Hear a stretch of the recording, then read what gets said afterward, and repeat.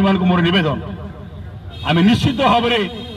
15 दिन भीतर देखा अग्रगति 18 तारीख विधानसभा आरंभ होम आहरी समय अच्छी पुणी दरकार पड़े असुविधा टेंट पकड़ 15 डेज भर डेभलप नकले आज तो मुझे प्रेस रिलीज देवे बोली प्रेस रिलीज बर्तमान मो पहुंचू आसिक हाथ लेखा प्रेस रिलीज पीआर माध्यम से प्रेस रिलीज प्रकाश पाइब एतिक दिन भर आम करूँ बोली मात्र 2 मास समय दिखाई आईन मंत्री पर्टिकुलर कहले आम तरफ फलो बाक्स नि जाऊ खूब शीघ्र 2 मास नुह मसे भर दरकार पड़े आम करदे आपण मान 2 मास रखीचु अक्टोबर मैक्सिमम ता भितर विधिवत भाव में निष्पत्ति हम यही कथा आपण मान पाखे दृढ़ भाव में कहूँ चाहूँगी तापर यदि आपण मैंने अविश्वास भावे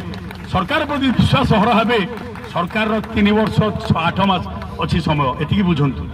तेणु बंधुगण भावावेग आंदोलन हुए ना ये समस्त जो मैंने आगे बस नेतृत्व देखुं